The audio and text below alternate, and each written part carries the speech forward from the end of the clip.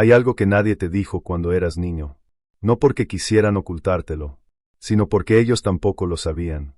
Te enseñaron a compartir, a ceder, a pensar en los demás antes que en ti. Te enseñaron que el egoísmo era un defecto de carácter, que poner tus necesidades primero era una forma de crueldad disfrazada de independencia. Y tú lo creíste. Lo integraste tan profundamente que hoy, cada vez que alguien te dice que te enfoques en ti mismo, algo en tu interior se resiste. Algo te dice que eso está mal, que es vanidad, que es abandono. Esa resistencia no es sabiduría, es condicionamiento. Friedrich Nietzsche escribió en Así habló Zaratustra algo que la mayoría de sus lectores pasan por alto porque incomoda demasiado: el que no puede mandarse a sí mismo debe obedecer. No lo dijo como una condena, lo dijo como un diagnóstico, como una descripción de lo que ocurre cuando una persona nunca aprende a habitar su propia vida, cuando pasa años enteros mirando hacia afuera, respondiendo a las expectativas de otros, construyendo una existencia que se ve bien desde lejos pero que por dentro está vacía. Una persona así no vive. Administra apariencias. Y la pregunta que Nietzsche deja flotando, sin responderla, es esta: ¿cuántas personas conoces que realmente se comandan a sí mismas? ¿Cuántas viven desde sus propios valores, sus propias decisiones, su propio centro? ¿Y cuántas, si eres honesto, viven en función de lo que otros esperan, de lo que la cultura aprueba, de lo que el algoritmo premia?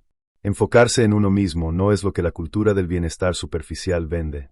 No es tomar baños de sal de mar, no es levantarse a las 5 de la mañana, no es optimizar tu rutina de productividad. Esas cosas pueden ser útiles o pueden ser otra forma de escapar. La verdadera pregunta no es qué haces con tu tiempo. La pregunta es desde dónde vives. Desde tu propio centro, o desde la periferia de lo que otros necesitan que seas. La psicología tiene un término para esto: locus de control.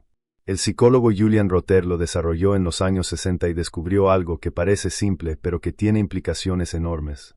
Las personas con locus de control interno creen que lo que les ocurre en la vida es fundamentalmente resultado de sus propias decisiones y acciones. Las personas con locus de control externo creen que lo que les ocurre depende principalmente de fuerzas externas: la suerte, los demás, las circunstancias.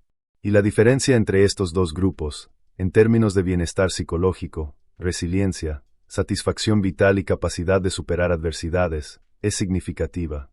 No porque el mundo no exista afuera, sino porque la dirección desde la que te relacionas con ese mundo lo cambia todo. Nietzsche lo entendía de una manera más radical. Para él, la persona que vive en función de la aprobación externa no está simplemente siendo influenciada por el mundo, está siendo consumida por él. En la Gaia Ciencia escribió: el individuo se ha vuelto tan débil, tan dependiente, tan necesitado de aprobación, que ya no puede ser otra cosa que social. La palabra social aquí no la usa como elogio. La usa como diagnóstico de una enfermedad que no tiene síntomas visibles porque todos la padecen al mismo tiempo, y lo que todos padecen deja de parecer una enfermedad para convertirse en normalidad. ¿Cuándo fue la última vez que tomaste una decisión importante sin consultar a nadie? No porque la opinión de los demás no valga, sino porque primero te preguntaste a ti mismo qué querías, qué pensabas, qué veías. ¿Cuándo fue la última vez que te sentaste en silencio, sin teléfono, sin ruido, sin la presencia de nadie, y te dejaste estar con lo que realmente sientes sobre tu propia vida? Ese silencio da miedo. Y ese miedo es exactamente la señal de que algo importante vive ahí, dentro de ese silencio, esperando ser reconocido. La historia tiene un ejemplo que Nietzsche citaba con frecuencia, aunque de formas distintas. Marco Aurelio, el emperador romano que gobernó el imperio más poderoso del mundo conocido durante casi 2 décadas, escribía cada noche en su diario personal. No para publicarlo, no para que nadie lo leyera. Lo escribía para sí mismo, como un ejercicio de honestidad radical consigo mismo.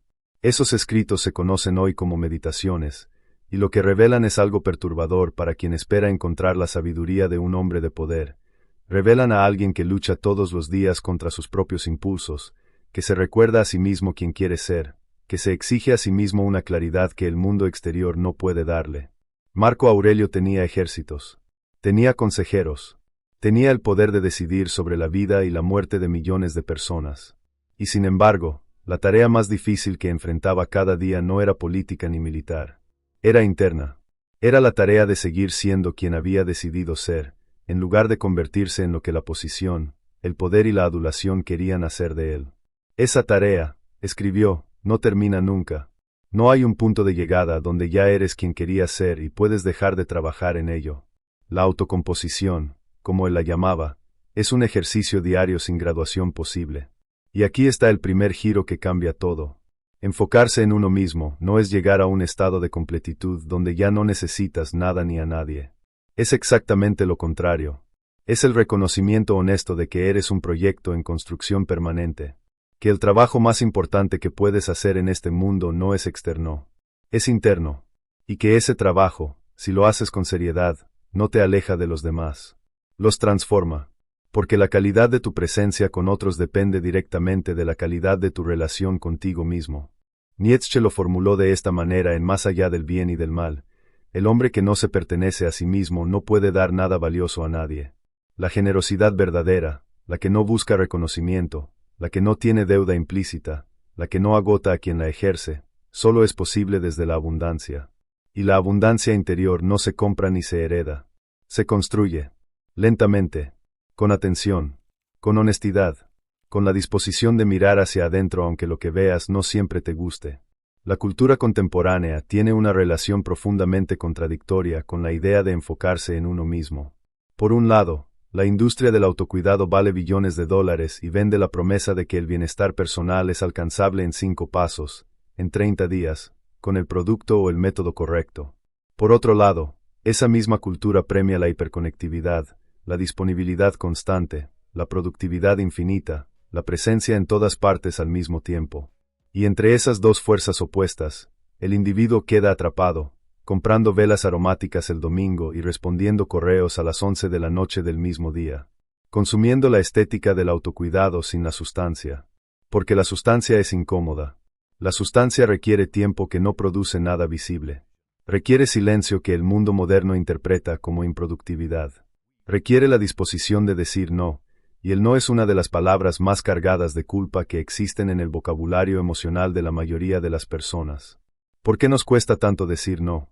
La respuesta no es simple y no es la misma para todos, pero hay una raíz común que la psicología del apego señala con claridad. Desde que éramos niños aprendimos, con distintos grados de intensidad según nuestra historia personal, que la aprobación de los demás era una condición de seguridad. Que ser aceptado dependía de ser útil, agradable, visible de la manera correcta. Y ese aprendizaje, que en la infancia era una estrategia de supervivencia razonable, se convierte en la adultez en una trampa. Porque seguimos buscando en el exterior una validación que solo puede venir del interior.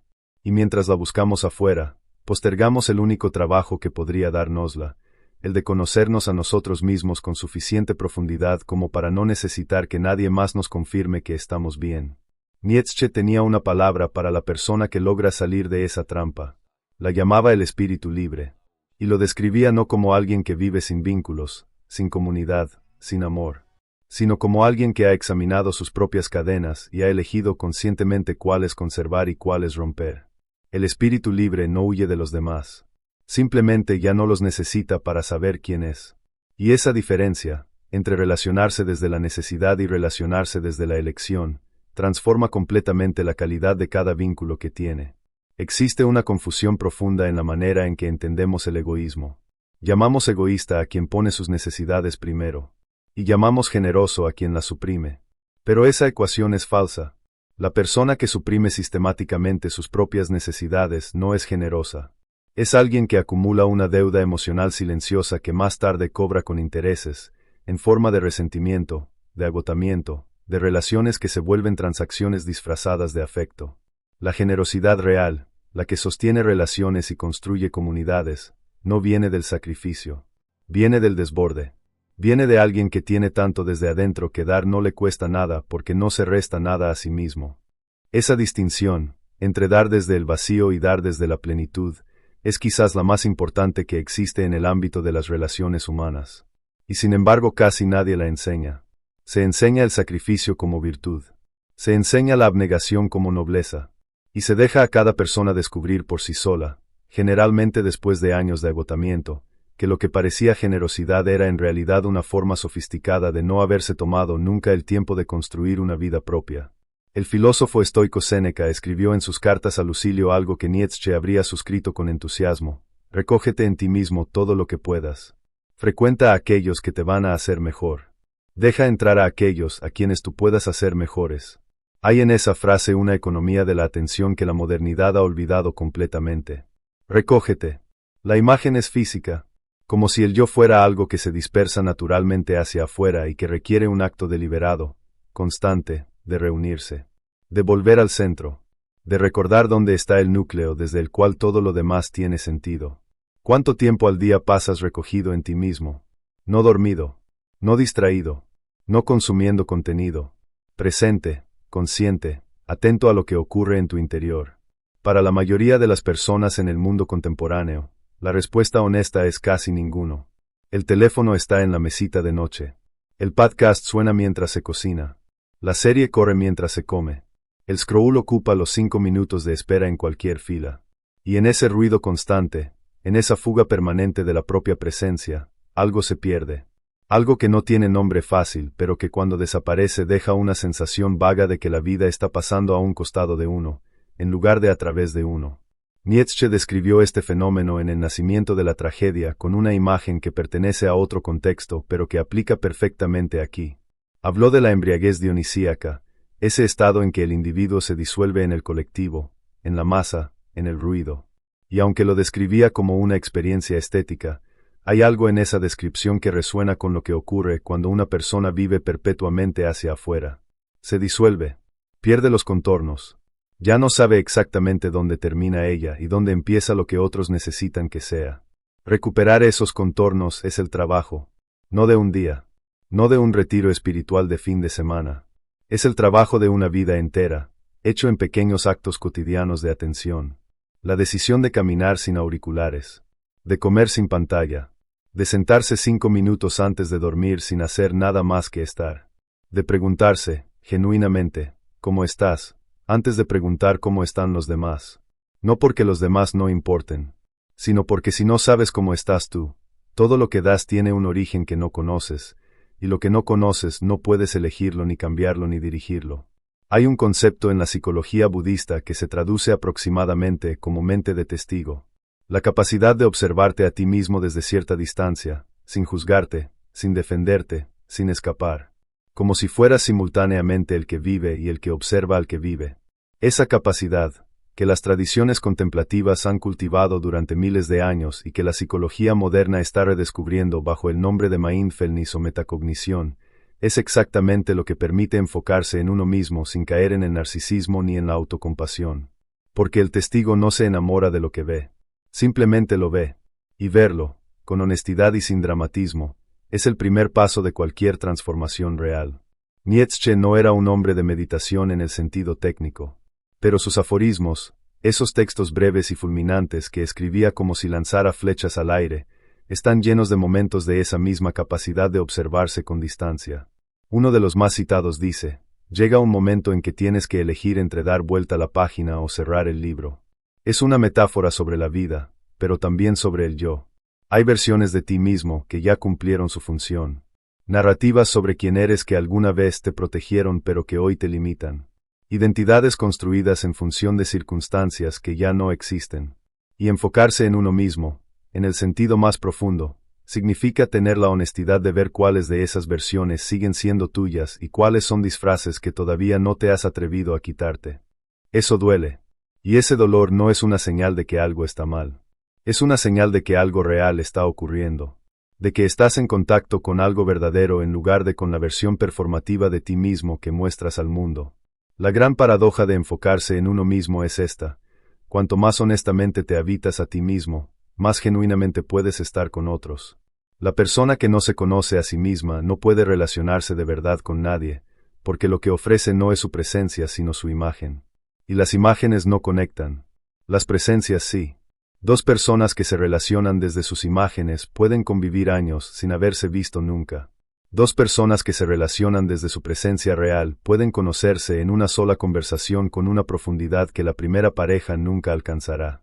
Nietzsche escribió en Exe Homo, esa autobiografía filosófica tan extraña y tan lúcida, algo que suena arrogante hasta que entiendes lo que está diciendo realmente: llego a ser lo que soy. No nací siendo lo que soy. No lo recibí. No lo heredé. Lo llegué a ser. Con el trabajo. Con la atención. Con la disposición de mirar hacia adentro aunque lo que encontrara fuera incómodo. Con la voluntad de seguir construyendo cuando hubiera sido más fácil detenerse. Eso es lo que significa enfocarse en uno mismo. No un acto de retirada del mundo. No una declaración de superioridad. No la promesa de que cuando te hayas arreglado a ti mismo podrás volver a relacionarte.